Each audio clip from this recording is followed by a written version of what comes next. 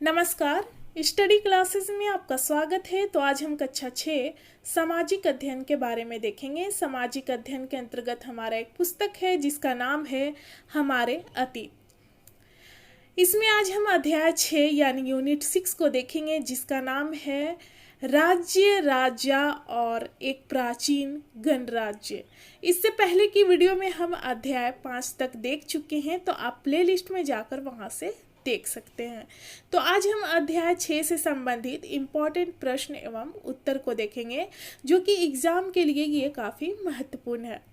सबसे पहले आंतरिक प्रश्न यानी कि पाठ्य पुस्तक के आंतरिक प्रश्न को देखेंगे, उसके बाद हम अभ्यास प्रश्न को यहाँ पर देखेंगे। तो ये प्रश्न जो है वो 56 पेज नंबर 56 में आप देखेंगे अपने पुस्तक में। प्रश्न है कि लोगों ने वर्ण व्यवस्था का विरोध क्यों किया। तो इसके विरोध के कई कारण थे, जैसे कि पहला हम देखेंगे, पहला नंबर उत्तर में कि कुछ लोग जन्म के आधार पर वर्ण निर्धारण सही नहीं मानते थे। जो वर्ण व्यवस्था थी वो 4 प्रकार के थी: ब्राह्मण, क्षत्रिय, वैश्य और शूद्र। तो जैसे कि यहाँ पर देख सकते हैं कि जो ब्राह्मण के घर में बच्चे जन्म लेते थे वो ब्राह्मण ही कहलाते थे। अगर क्षत्रिय के घर में वो जन्म लेते तो उन्हें क्षत्रिय ही कहा जाता था। इसलिए कुछ लोग जन्म के आधार पर वर्ण निर्धारण सही नहीं मानते थे। कुछ राजा जो थे वो खुद को पुरोहित से श्रेष्ठ मानते थे, यानी कि जो सबसे ऊंचा स्थान था ब्राह्मण यानी पुरोहित का था, तो राजा अपने को श्रेष्ठ मानते थे। इस आधार पर भी वर्ण व्यवस्था का यहाँ पर विरोध किया गया। तीसरा नंबर देखते हैं कि कुछ लोग व्यवसाय के आधार पर वर्ण निर्धारण ठीक नहीं मानते थे, जैसे कि जो पूजा कराने का काम था वो ब्राह्मण का था, रक्षा का कार्य था वो क्षत्रिय का था। तो इस आधार पर यानी कि व्यवसाय के आधार पर इसका भी विरोध किया गया, वर्ण व्यवस्था का इस आधार पर विरोध किया गया।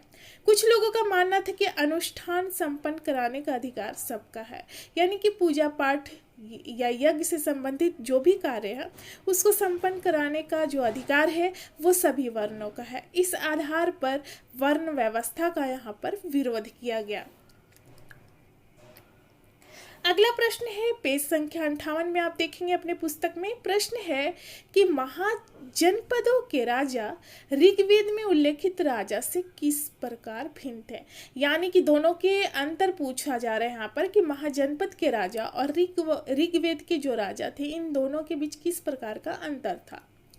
तो यहाँ पर उत्तर में हम देखेंगे यहाँ पर कि जैसे महाजनपद के राजा जो थे, राजा महल में रहते थे और उनको बड़ी बड़ी उनकी जो राजधानियां थी काफ़ी बड़ी होती थी। लेकिन ऋग्वेद के राजा के बारे में हम क्या देखेंगे कि ये राजा जो थे ऋग्वेद के समय के, ये महल में नहीं रहते थे और ना ही उनकी बड़ी बड़ी राजधानियां होती थी। महाजनपद के बारे में देखेंगे कि ये राजा के पास अपनी विशाल सेना होती थी, सेना जो थी काफ़ी विशाल थी। लेकिन ऋग्वेद के राजा के बारे में देखेंगे कि इनकी अपनी कोई सेना नहीं होती थी। अगला प्रश्न है 59 पेज संख्या 59 में। ये प्रश्न आपको अपने पुस्तक में मिल जाएगा। प्रश्न पूछा जा रहा है तीसरा नंबर कि शिकारी व खाद्य संग्राहक यानी कि भोजन को इकट्ठा करने वाले राजाओं को क्या देते होंगे। तो इसके उत्तर में देखेंगे शिकारी तथा खाद्य संग्राहक राजा को जड़ी बूटी, हिरन, बाघ जैसे जानवर की खाल, हाथी के दांत आदि देते होंगे ये लोग राजा को। अब पूछ रहे हैं वज्जी संघ तथा महाजनपद से कैसे, अन्य महाजनपद से ये कैसे भिन्न थे। कम से कम 3 अंतर बताओ। पेज संख्या 62 में ये प्रश्न है, इसके उत्तर हम देखेंगे। इनके बीच अंतर निम्न प्रकार से है। जैसे कि वज्जी संघ के बारे में देखेंगे हम।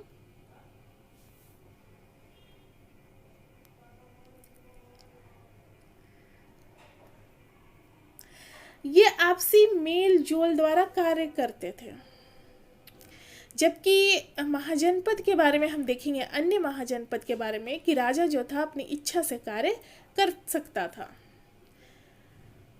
वज्जी संघ में देखेंगे कि पुराने नियमों का पालन करना आवश्यक होता था, जरूरी होता था। लेकिन अन्य महाजनपद में देखेंगे कि पारंपरिक यानी पुराने नियमों का उल्लंघन किया जा सकता था परिस्थिति के अनुसार। वज्जी संघ में देखेंगे कि पूर्ण व नियमित सभाएं की जाती थी, जबकि अन्य महाजनपद में देखेंगे राजा सलाह तो लेते थे परंतु फैसला इच्छा से देते थे। सलाह लोगों से लेते थे राजा, लेकिन जो फैसला था, अंतिम फैसला, वो अपनी इच्छा से देते थे। ये पेज संख्या 62 में है, इसे पढ़ लेंगे। अपने एटलस में यूनान और एथेंस को ढूंढने के लिए बोला गया है।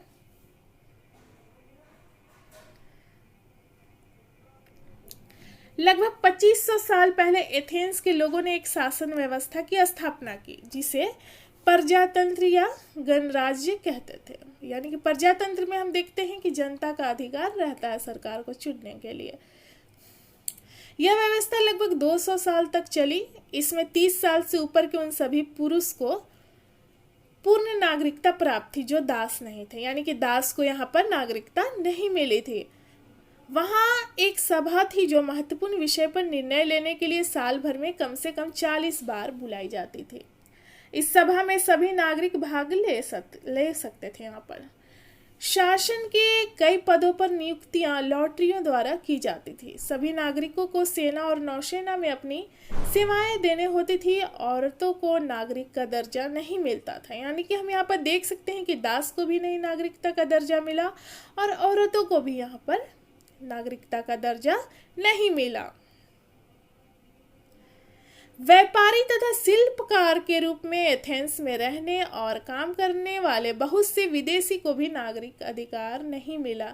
यानी कि हम यहाँ पर देख सकते हैं दास को नहीं मिला, महिला को नहीं मिला, व्यापारी और शिल्पकार को भी यहाँ पर नहीं मिला और विदेशी जो थे उनको भी नहीं मिला नागरिकता।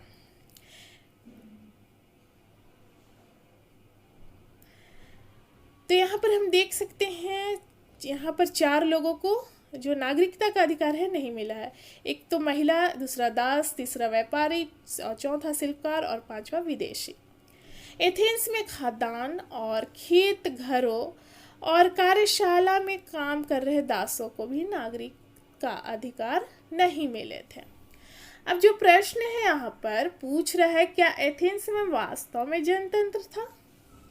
तो नहीं था, क्योंकि जनतंत्र में हम क्या देखते हैं कि सभी को अधिकार मिला होता है सरकार को चुनने के लिए।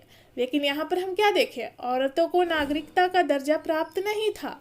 इसलिए हम नहीं कह सकते हैं कि यहाँ पर जनतंत्र था। खदान, खेत, घर और कार्यशाला में काम कर रहे दासों को भी नागरिकता के अधिकार नहीं मिले थे। इसलिए यहाँ पर हम कह सकते हैं कि एथेंस में जनतंत्र नहीं थे। कल्पना करो, वैशाली के उस सभागार में तुम अंदर झांक रहे हो जहां मगध के राजा द्वारा आक्रमण का सामना करने के विषय पर चर्चा की जा रही है। तुमने क्या सुना?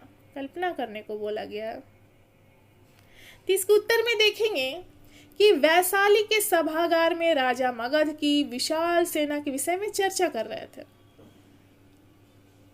राजा जो है मगध की विशाल सेना के विषय में चर्चा कर रहे थे कि मगध के पास पैदल, रथ और हाथियों की बहुत बड़ी सेना है, उसका मुकाबला कैसे किया जाएगा। इसमें सभी राजा घबराए हुए थे। अब अभ्यास प्रश्न देखेंगे, सही और गलत को बताने के लिए बोला जा रहा है। तो क नंबर है कि अश्वमेघ के घोड़े को अपने राज्य से गुजरने की छूट देने वाले राजा को यज्ञ में आमंत्रित किया जाता था।